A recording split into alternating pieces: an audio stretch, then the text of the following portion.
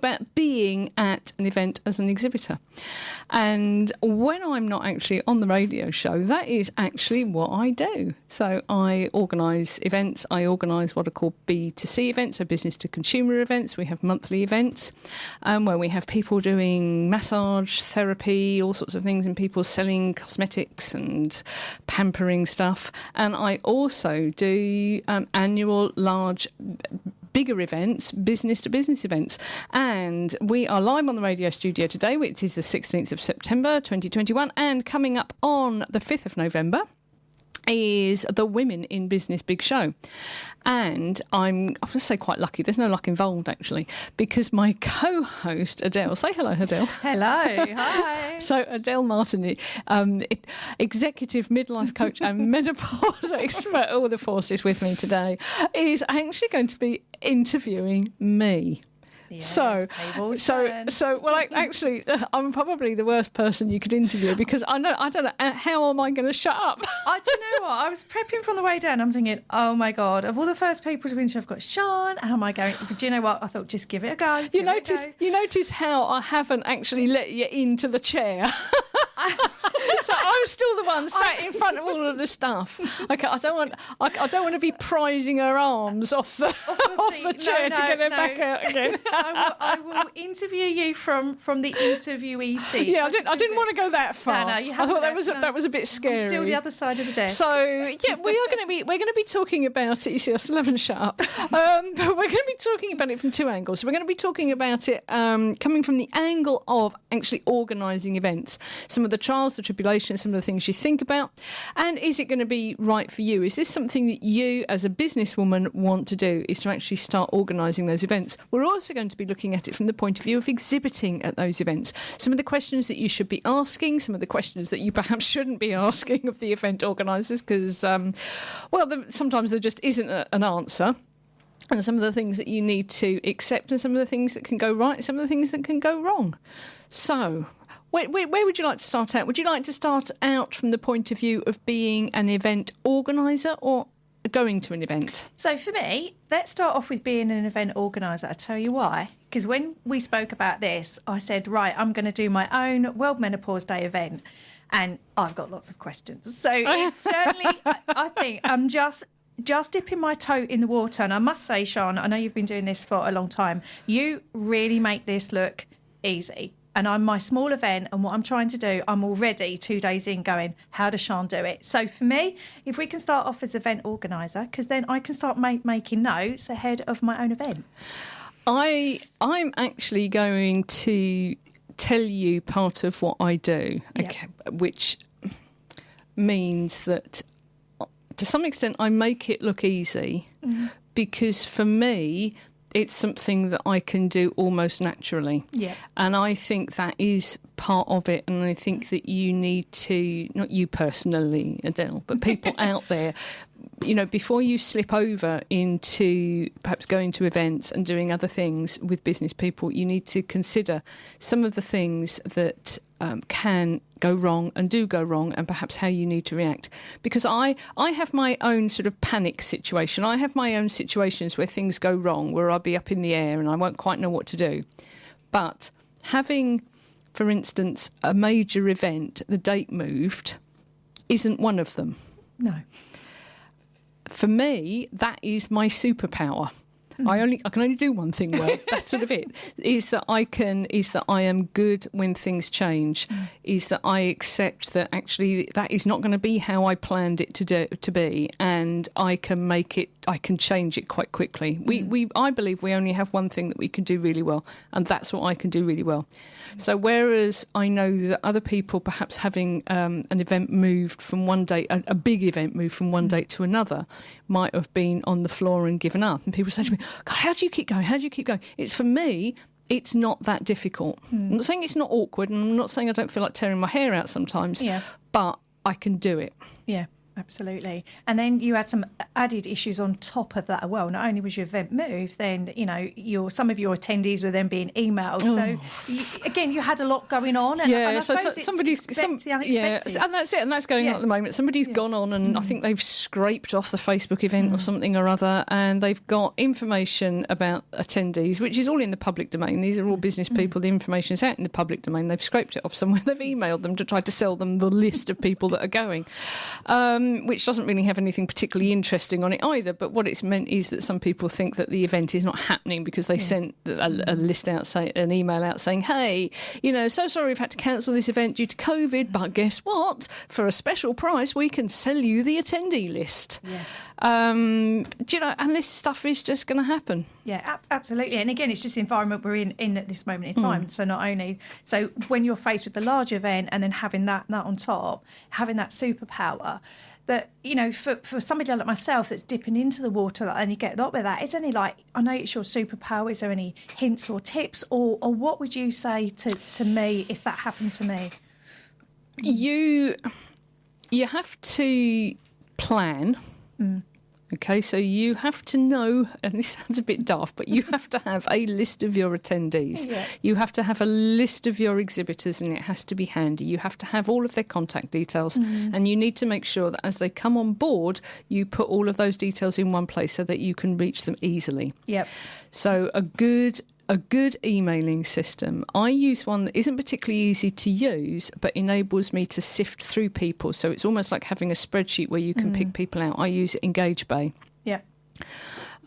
Which acts like a CRM and a newsletter tool, which means I can actually do both of those things. Yep. I can really sort of fine tune who I want to email to, as opposed to something where perhaps you can't pick out that easily and you have to go and just tag groups of people. It means I can very, very quickly go and contact people.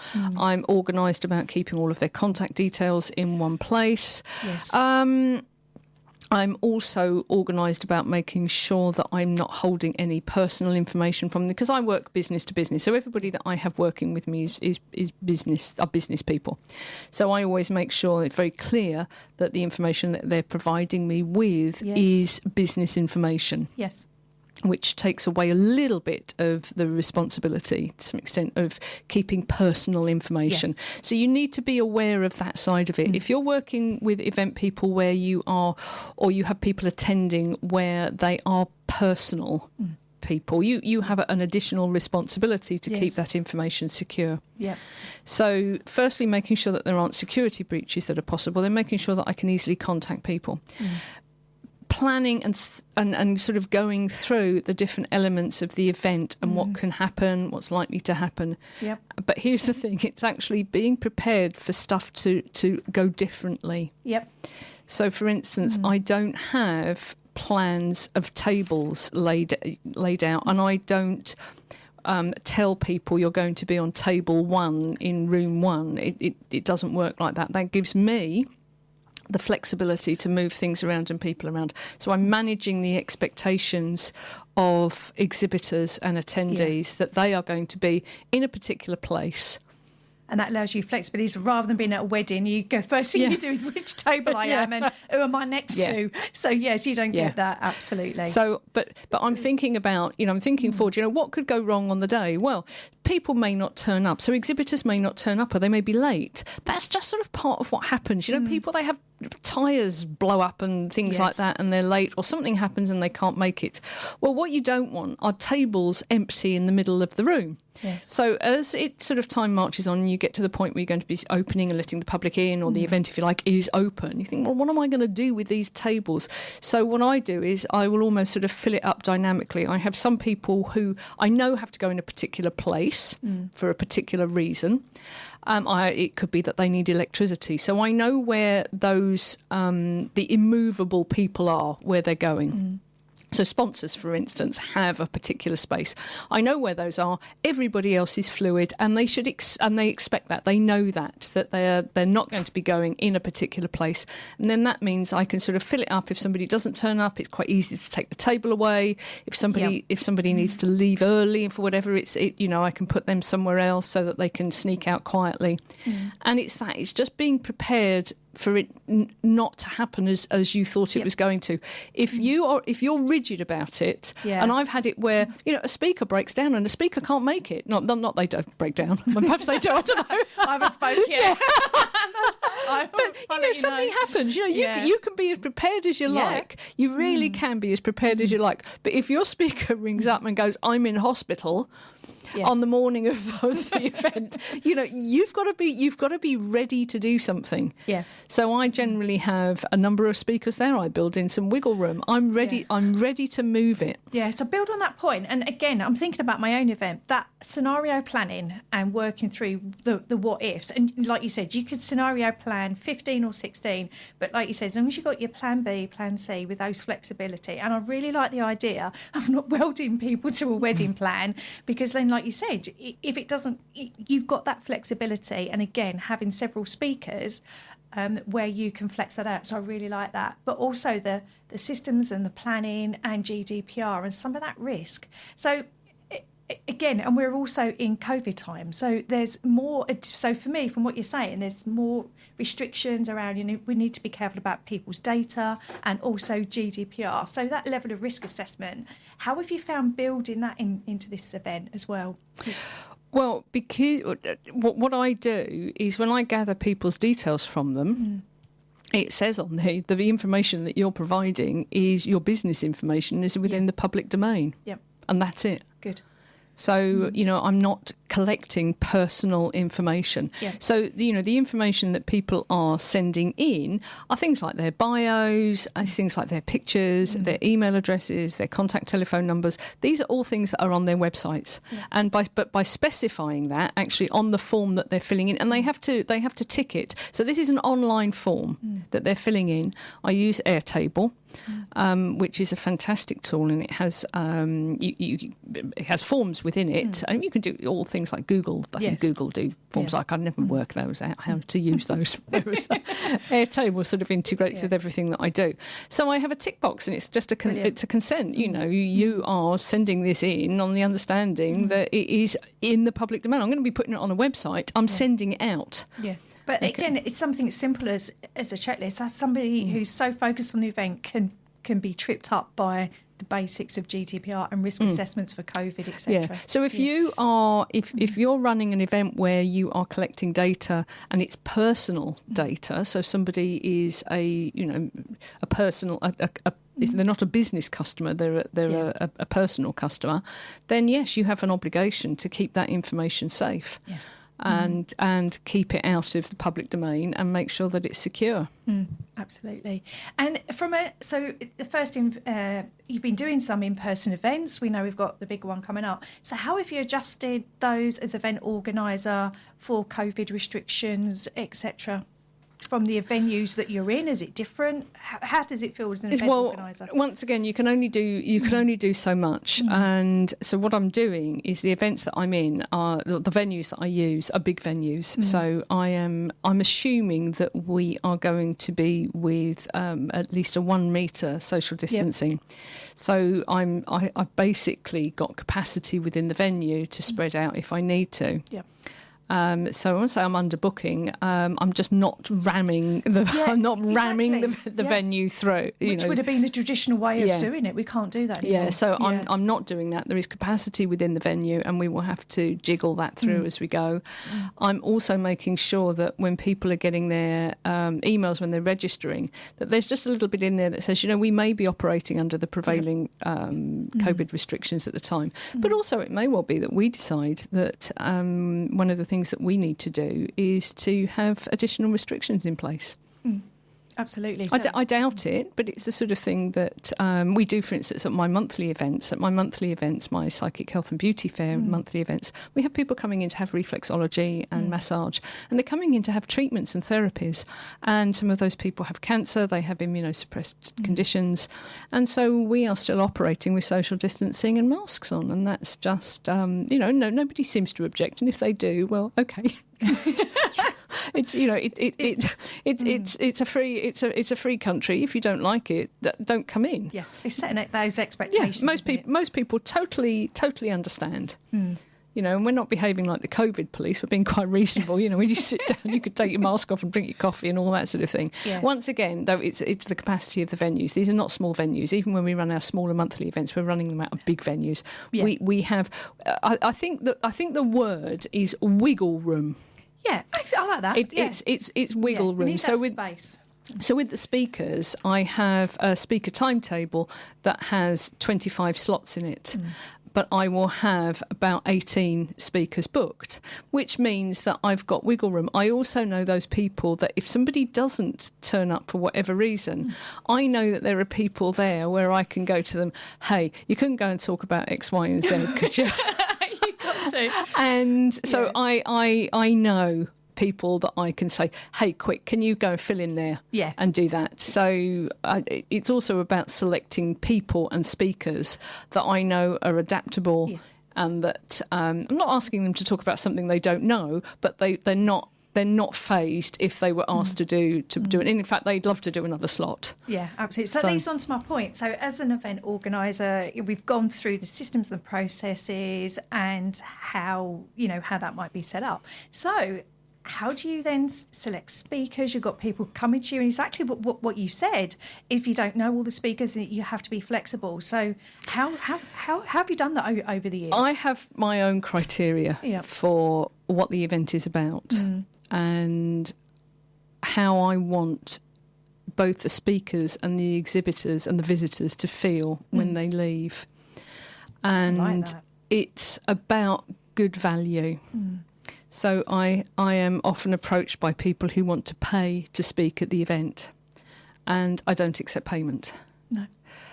Neither do I give payment, but I don't accept payment because I want people to go with feeling that they've got really good information, not that they've had some information and a pitch. Yeah. Yes.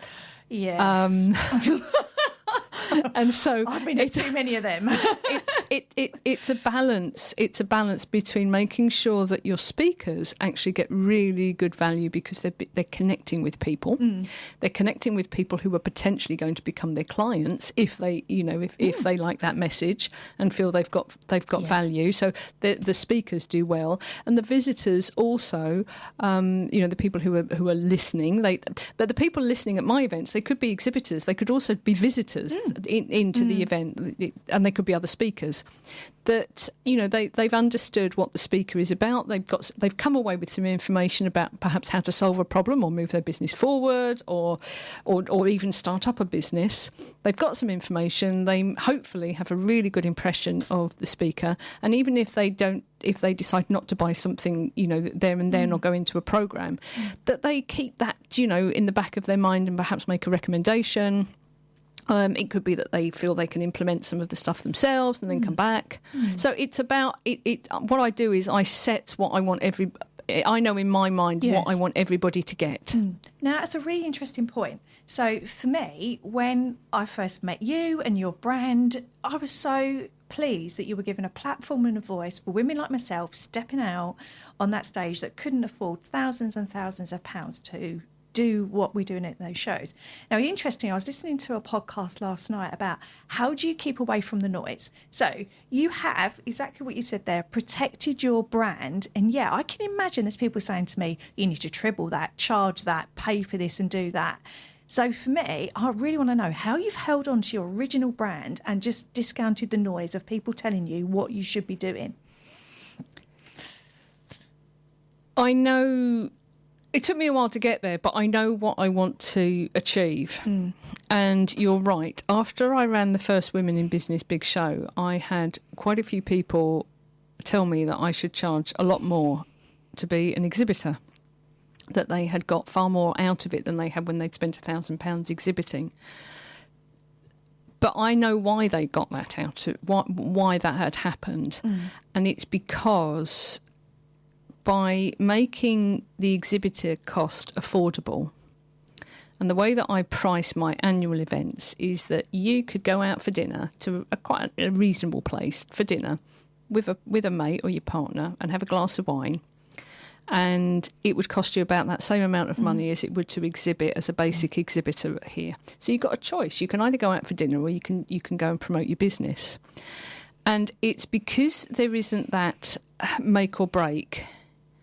You know, you haven't sort of started your business on a shoestring on the kitchen table and then say, hey, the next thing to do is to exhibit. So I'm going to spend £1,000 on a space at an event. You could spend a lot more. And then you've got all the money on your branded gonks and whimsies and pull-up banners and shell systems and leaflets and, you know, sort of branded gumdrops. And by the time you've done all of that, it's a hell of a lot of money. Yes. And it's generally by about midday that you realise that actually you are not going to get the return on investment that you thought you were going to get. And then it all starts to get a bit tense and fraught. Yes. By making it affordable, it means that the event is actually really, really relaxed.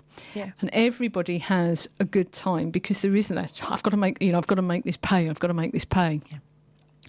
And that, to my mind, that's when things happen. That's when business starts to move, when people start to relax and have fun. And one of the things that I also say to people, and this isn't just about my events, this is about any event that you're at, that if you're thinking of exhibiting at an event, what you pay, so the cost of your table, if you have anything printed or anything else that you spend, it is gone. That money's gone. Forget about it.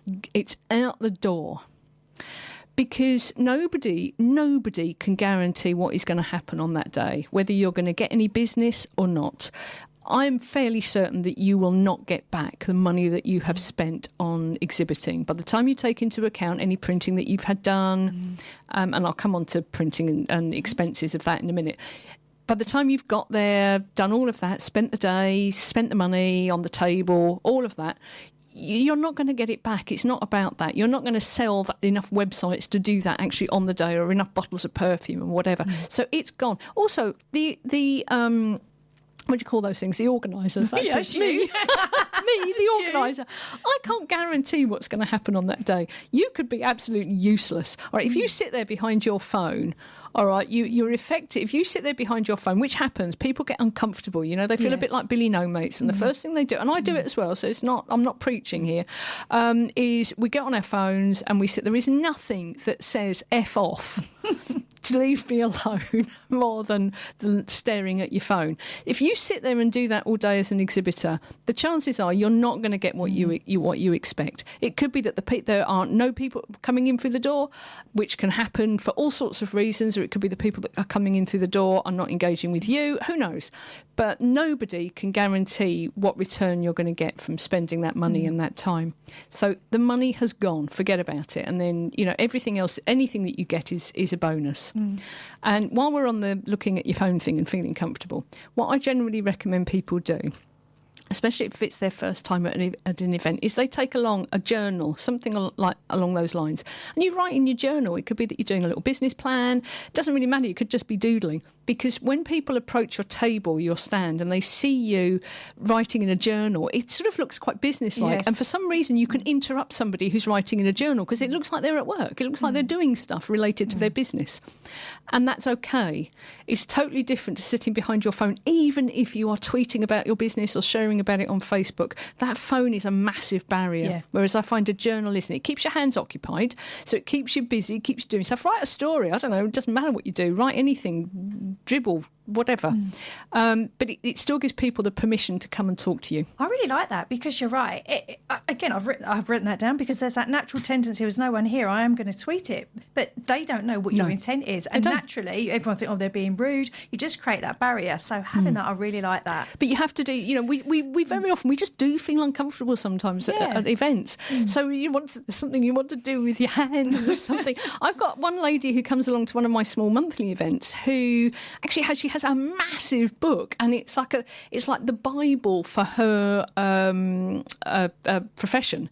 So she has that there, and she's just reading through it. So you can see it's not a storybook. It's this massive sort of. You've got some resources that are reasonably business linked to what you're doing. And she looks like engaged. She looks in business, but also she's keeping herself feeling comfortable by keeping herself occupied. So she's not sort of staring out the window, twiddling her thumbs. Yeah, she's done literally the wedding I'm sorry about this, guys, but it's not like being a spare part at a wedding where you're like lurking. Yes, you feel uncomfortable, but it's better to read that book and that plan. Yeah. I really like that. I've made a note of that, especially for sort of first time. It really does work. Yeah. And linking back to like, you know, I suppose it's the reason why, because, you know, people, you said about cost. So do you think, you know, how many exhibitors come in with that strategy of thinking, what am I going to get out of the day? Why am I here? Is it, you know, what's your experience of that? When I'm speaking with exhibitors before they're coming along, I will encourage them to actually think about what it is they want to get from the day. So, is this a shop? Are you opening up a shop? Is it like a little pop-up shop where you're coming along and you've got a load of products that you want to sell, and by the end of the day you want to have a ton of money in your pocket, all your products gone, and you just pack up your stuff and go home, get a bag of chips on the way. Is that how you're using this event, or is it that you are looking to meet new people? I mean, remember, the people that you're looking to meet could also be the other exhibitors. Not everything is about people coming in through the door. So it could be that you're looking to connect with other exhibitors. It actually could be that you just want a day out. Okay, yes. I want to get out. I've had people where I've said, you know, oh, it's okay, you can bring your child along, but don't ever tell me that. Don't tell me that. Because for them, what they want is actually a day out where they are working. They're still working. They're still, you know, sort of being part of their business. But actually, you know, they're out and they're getting a bit of peace and quiet and they're sort of doing their own thing. Yes. So it's a guilt-free. And I'm not going to go into that all time off thing and not be feeling guilty. But for them, it's a guilt-free time out day. So, you know, what is it that you want to achieve? And my advice normally is that you don't have an expectation of coming to flog a lot of stuff and go away, that you don't use it as a shop. No. And also, as a business owner, you could have shops and planners and everything else. And that could be very overwhelming as well. So it's making sure that what you're going to have on your stall on the day isn't going to confuse like a website. You're trying to throw everything at it. So you're right, don't throw the kitchen sink at everything, because again, although they're coming to see you in person, they're still going to be quite confused and overwhelmed by what you're trying to do. You have a nice, you know, clear approach. I have a different approach for different events. Yeah. So for the Women in Business Big Show, which is a big annual event, where both exhibitors and visitors and speakers are business women, I'm sort of like anything goes. Yep. So whatever you want to do, when you come in, it's your time. I'm quite happy with that. I don't have a problem. With my monthly events, I will structure it a lot more. Yeah. So if people have more than one thing that is sort of quite different. So, for instance, say they sell perfume and handbags. Yes. I wouldn't have them all on one table, because if we're not careful, it ends up looking like a boot fair. I'm about to say, I've been to boot fairs like that. Yeah, and a boot fair, don't get me wrong, boot fairs are lovely, but you know, they are different. They're different to coming along to an event where you're expecting to find perhaps brand new handbags, some, you know, even handmade perfumes, that sort of thing, you know, and have a massage or reflexology, or perhaps have your eyebrows done. It's very different. We don't want it to look like a boot fair. Yes. I also restrict what people can sell. So, for instance, we don't have knitted baby clothes. We may have some crafts, but they're of a particular type. Yes. So it depends on the event. And this really is something that when you're thinking of exhibiting, you need to ask. Yeah, absolutely. If you're not told. I have had people, for instance, who've turned up, even though I have very clear terms and conditions, who've turned up with some cupcakes. Well, I just thought I'd sell those on the side. Okay. So, you know, they've not got the insurance for that. They don't have the food hygiene certificates. But very often there are events that will let you do that, where you turn up, and it could be perhaps in a church hall where you're selling one thing and you can do some cupcakes on the side, but you can't at mine. No, and it's having that brand, and you have that brand, and you have to protect that brand, because, you know, as tough as those conversations are, and they're coming to your events, and I think you do that brilliantly well. You hold the reputation of your brand, and you have those conversations where you say no.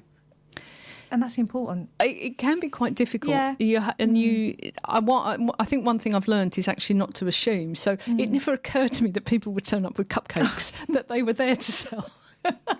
Is it your packed lunch? No, I'm going to be selling my lunch.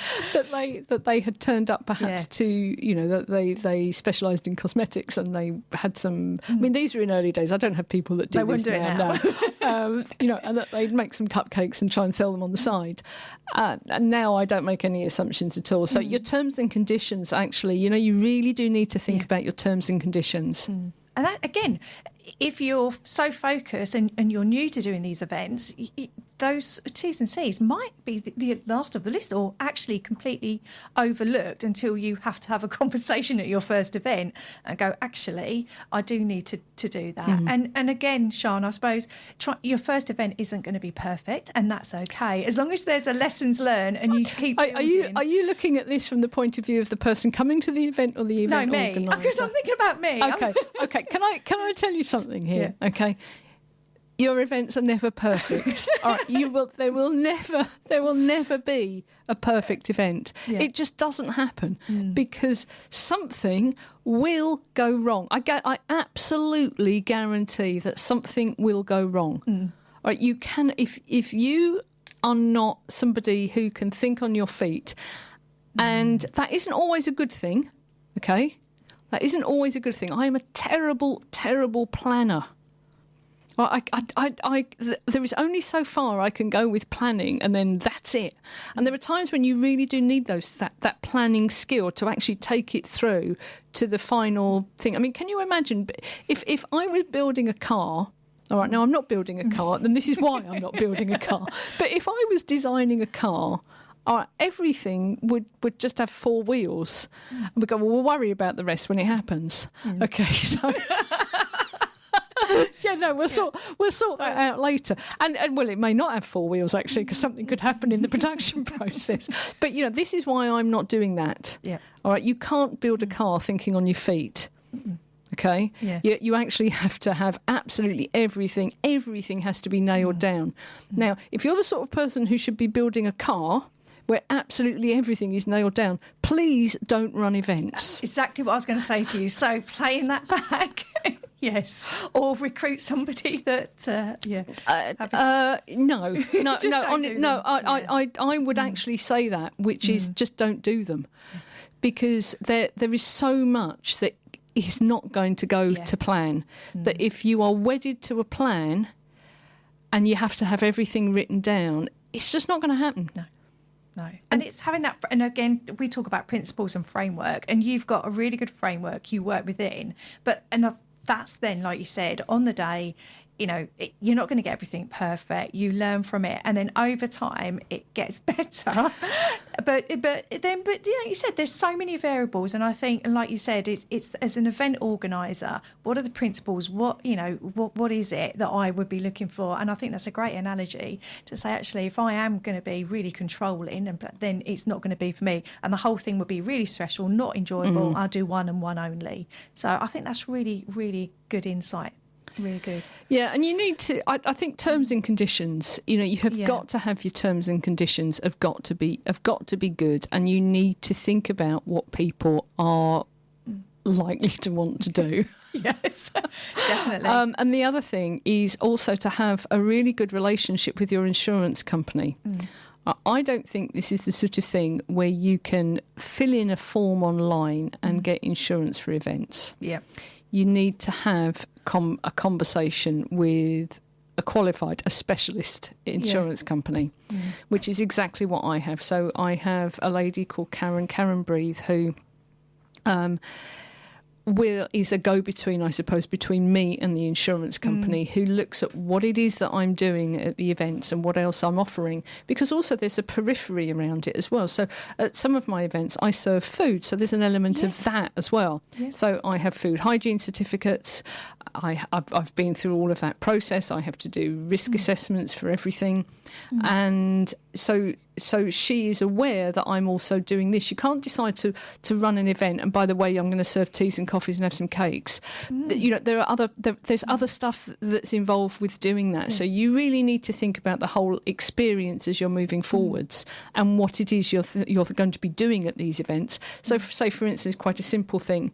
The next step on for me is to have planners and journals that are linked to my events, that are my planners and journals, if you like, that I'm selling. Well, there's another set of rules and stuff that goes with that. There's another lot of insurance stuff that has to kick in when you're doing that. And music as well. You could inadvertently play music, and then you've got your PPO licensing as well. There's a lot. There really is a lot that you need to take into consideration when you're organising an event. To some extent, what I do is I sit down and I will just sort of think through it. So you need to sort of take yourself into a quiet corner and think through what's likely to happen. But it still won't go like that. I don't know another way. I just don't know another way. As long as we can control the controllables, which is, like you said, the legal things, like you said, the GDPR, your insurances, any restrictions, etc. Make sure you can control those controllables. Put as much as you can into your terms and conditions. Have a plan. I'm starting to worry myself. So I'm building this checklist. And then, so you've got the controllables, you've got that, you're speaking to your speakers, you've got your plan B, and then you just got to go with it, haven't you? You've got to go with what the day and how that will unfold. Yes. Yeah, you do. There's nothing else. There's no other way forward. You just have to be prepared. Well, I've written those notes. Really? So when I go for mine, I've got the Sian principles. And except that everybody has their weak spot. So my weak spot is numbers of people through the door. So I always, and I can rationalise this as much as I like. Okay. And one of the questions that I'm going to say that you should never ask an event organiser if you're thinking of exhibiting is how many people are you expecting through the door? I was just about to ask you. Because they don't know, okay? There is absolutely no way that they know. Anything could happen. A motorway could close and nobody turns up. That is just the way that it goes. Or it could be that it's the first nice day of the year and everybody buggers off to the beach. You never have any idea. You can never predict it. The other thing is, and I know that this happens, I absolutely know 100% that this happens, is that you can have thousands of people through the door, okay, and nobody buys anything. Yeah. Or you can have 10 or 20 people through the door, but they come in with money. And everybody has a really good day. Yeah. They make some really good connections. And they sell a lot of stuff. And there isn't a formula. There is no way of knowing what that's going to be. I just know that as an event organiser, when I look out, what I want to see is big and buzzy.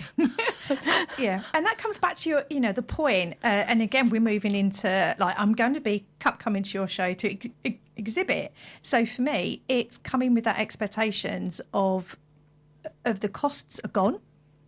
I'm coming with a clear intention of what I want. So I'm not going to ask you. And certainly I'm very sceptical when I see other events that says we can guarantee, as an exhibitor, you've got to be mindful that you go there, you're going to spend money, you may have no one who comes across you. If you go in with that expectation, then anything above that is going to be better than where you thought. Yeah.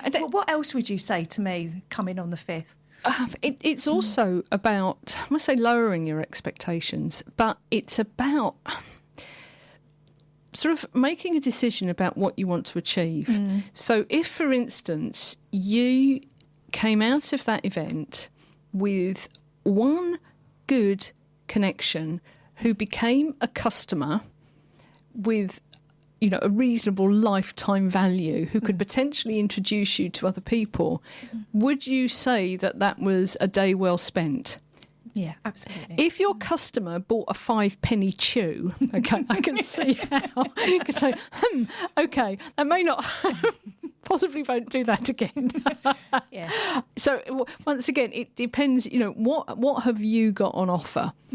What are you offering? So if you are selling penny chews and you sell one of those penny chews, or, chances are you're not going to be too happy. But if you make that one connection, you see, but even if you're selling penny chews and you go to an event and you make the connection that actually turns into somebody who buys 10,000 penny chews every month, now it's a different thing. So is actually to sort of go and just to look to make connections. And that comes back to, again, as an exhibitor, thinking about logistics. So if I have got people that are going to come up to me, and they're going to take something away, have I got bags, have I got electricity, but I actually want to book appointments and Wi-Fi, think, all of a sudden it's more than a store. I'm thinking about a shop. So is there any... Again, actually, even if you're not selling something, you need to consider that, because it's exactly the same. And the other thing is, don't rely on anything, okay? So if you come in and the only way that you have of taking payments or showing people what you do is online and the internet isn't working, there is nothing I as an event organiser can do about this. I can have as many sort of dongles, internet connections or whatever, but actually, stuff just goes wrong. Stuff just goes wrong. So make sure that you are not, and I've made this mistake myself as part of my web company, my website company, of going and exhibiting and actually paying £70 for internet connection, which I then didn't get. And spending 3 hours actually queuing up trying to sort out the internet connection. What I'd done was everything that I wanted to show everybody was actually online, and I couldn't damn well get online. And so it's that, make sure, don't put all of your eggs in one basket as an exhibitor.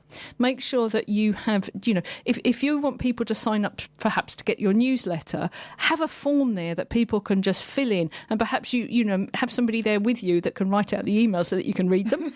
Because people just do not write their email. Think about how are you going to do that.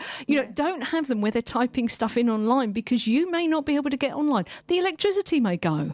The sockets may not work. Your laptop may not work. You may forget your lead. So just make sure that you have lots of different ways of connecting with your potential audience that doesn't depend on technology.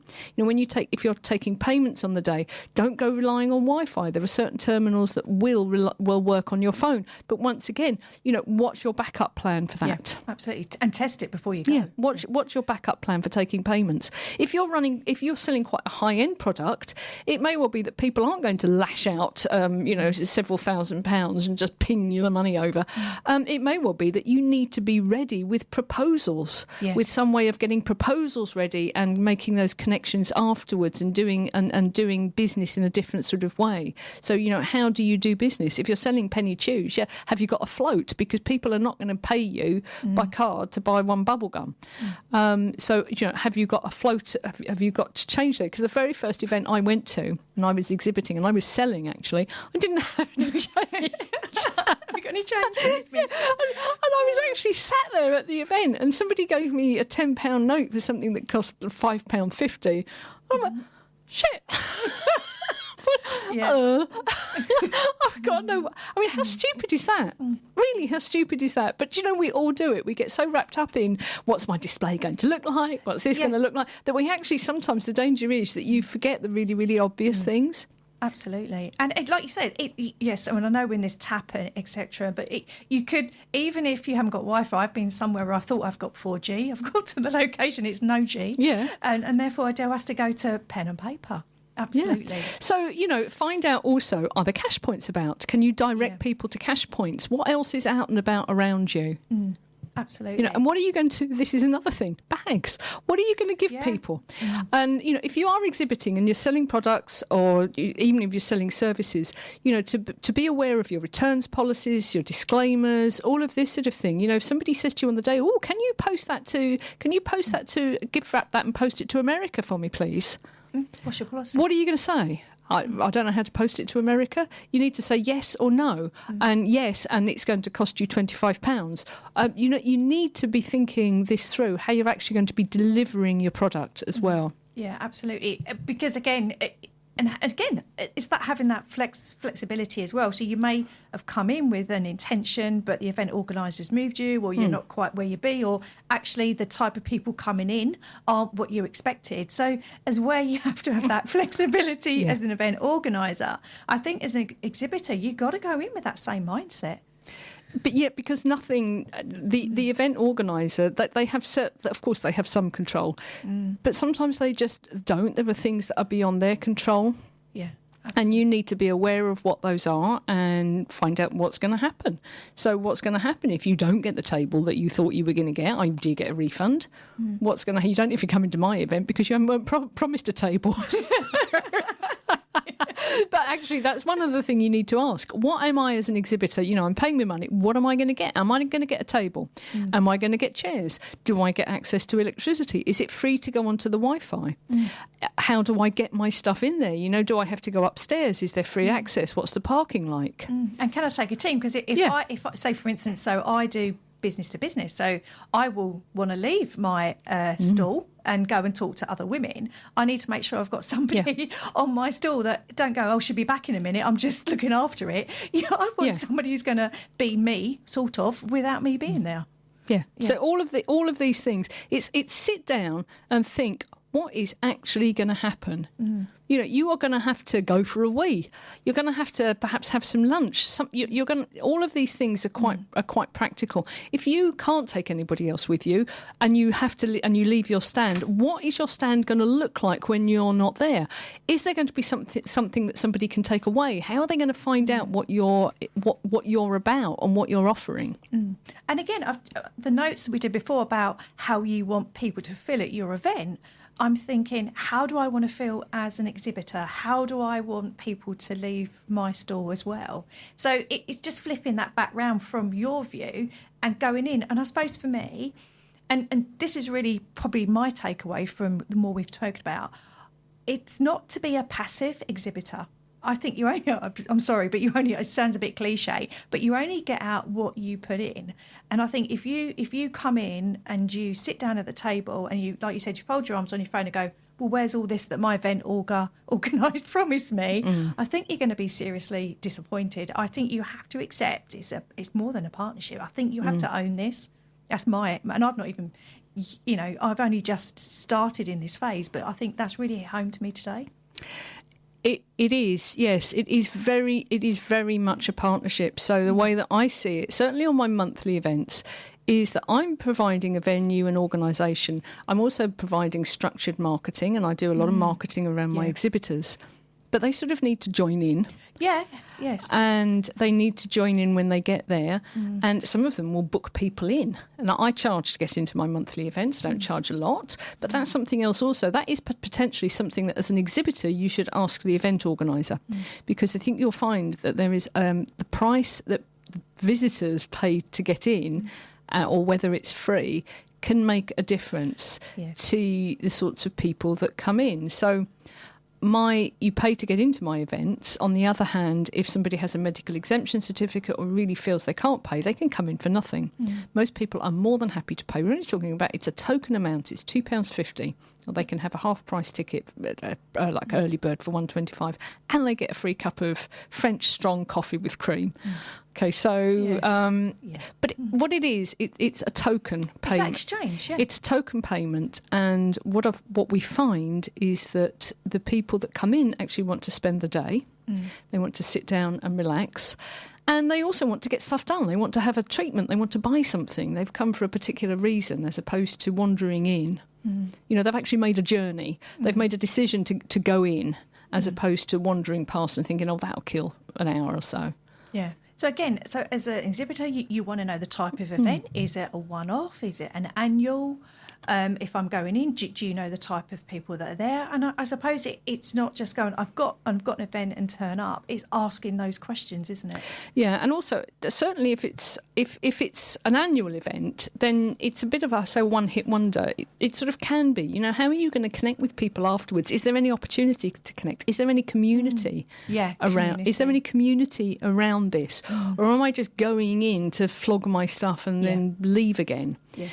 If it's a regular monthly event, as many of mine are, it's okay. What am I looking to achieve? And you're looking to sort of make connections and perhaps not sell everything on day one and go, well, that didn't work, or not sell everything on day one and go, well, that didn't work, did it?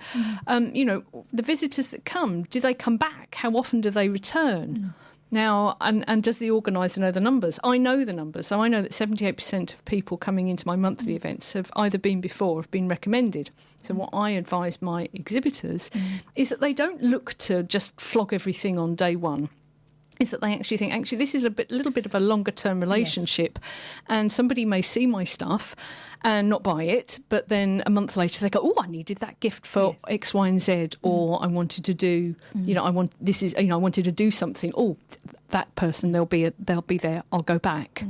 So to actually sort of find out who are the people coming in. So I may not be able to guarantee the numbers in through the door, but I do know where they come from. Yes. And that's the important bit. It comes back to that strategy, the type of event. So you're right, you're going to have a different expectation or outcome I will have from an annual event, but something on a regular basis, I'm going to do the build, like, know, trust and work through that philosophy. So it's very, very different. And it is. It's a very different approach. It also normally comes with a different price point as well. Yes. So I personally feel that the bigger annual events are very often a lot riskier. The table prices tend to be a lot higher. They aren't necessarily at mine, but then I operate as a community interest company for my annual events, and that was why I set them up. That's why I do it as I do it. But very often the big annual events, the table prices, the exhibitor prices are an awful lot higher, and you've got one go at it, which is why I say that money has gone. Yes. If you can't afford to pay that money out without getting it back on the day, don't go. No, don't. Exactly. And because like you said at the start, because that just sets the whole mood for that day. You're going to go in, you go, right, I've got to get my money back, and that's just going to ooze out of you, and you've got to go with the fact this is a sunk cost, but you know that if you do the right thing, and you could get a lead, a conversation, and that could be 6-7 months down. You go, oh, I saw you, because I also know, even doing your online events, I call them I've got a new word this week. Sorry, it's lurkers. I didn't realise how many lurkers I've got. I said to me, Adelle, really sorry, I saw you at one of Sian's events, and I'm reaching out now. So don't, even if, I suppose for me, I've underestimated the power of the lurkers. They are there. And the other thing also is to look at events as an opportunity to gather your marketing collateral. Yeah. When you're there, your table's set out, you're meeting people, you're going around. It's stories that you can share, so you can collect, you can take photos. You can, take photos of your stand, get photos of you speaking if you happen to be speaking, get photos of the event. And basically, it's a way that you can show other people that you're out, you're visible, you're there, other people can see you. And that in itself is an opportunity. It is. And I was only asked last week, because I've been booked for a speaking event, have you got any images of you speaking? And I had to say... I've been in lockdown for 14 months, but I get where you're coming from. Yeah. I have, but they're out of date. Wait, and I will. So again, Sian, it's something I'd never thought of. But you do need to check with the organiser. Yes. So I have a professional photographer at the events, and this is something you may want to look at this from two ways. The media around the event. So I have a professional photographer at the event, and potentially those photographs will be for sale. I don't stop other people taking their own photographs. That's fine. If they want to take their own photographs, absolutely fine, no problem at all. They can do whatever they want with those photographs, no problem. But you need to check. And also, I've got a professional photographer there. My terms and conditions say, hey, you may have your photo taken, and it could be going out there. Yes. So you just need to important. Just need to be aware of that. That what is going to be public here.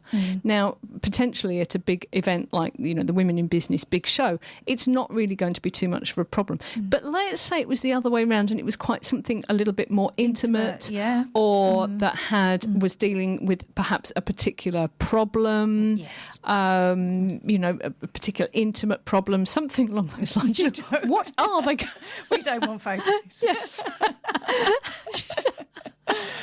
You may not want... It may not necessarily be that they're intimate, that photos as such, but, you may not want people knowing that you're at the whatever... Exactly. There's going to be a different view of a naked pole dancing big event or something. Absolutely. So just be aware of what photos maybe, what media may be going out there, and also what media you can use of your own that you may take from there. Yeah. Sian, I don't know what, I could keep on talking to you, but we've done brilliantly. So because I'm wearing both of those hats. So when you did send me the note last week, I think, yes, I'm going to get my questions out because I'm working on both ways. So for me, in terms of event organiser, is there just one or two key takeaways that you would give to me and our audience who are going, I'm going to do this as the event organiser?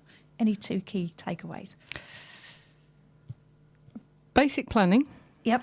And expect anything to change. Right, I've got that. Yep. make sure your health, there isn't one or two, make sure your health and safety is sorted out and your terms and conditions. Brilliant. And B, I speak to every exhibitor.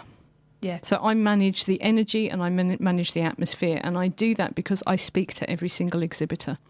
So I don't get it right all the time, but I know who's going to be there, and it's not just about making sure that they fit in, that they're right for the events that I'm organising, but also that I manage their expectations. So I haven't got anybody there who was expecting 10,000 people to be coming through the door, who was expecting to sell a certain amount of stuff.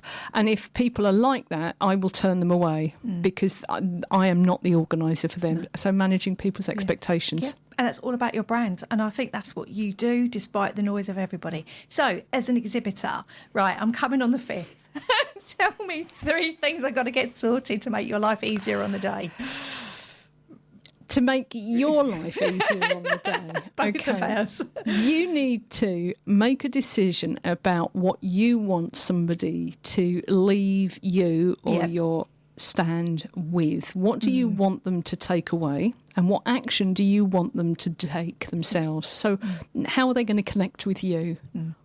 So what's the next step? So if you have a workshop or a product or something that, you know, that is part of your pipeline, how are they going to connect with that? And just sort of have one clear focus on that, and then go ready to enjoy yourself and sort of take what comes your way without putting any barriers around it, and just have those conversations and make no assumptions about the person in front of you. The person in front of you may not be your customer, but they may know them.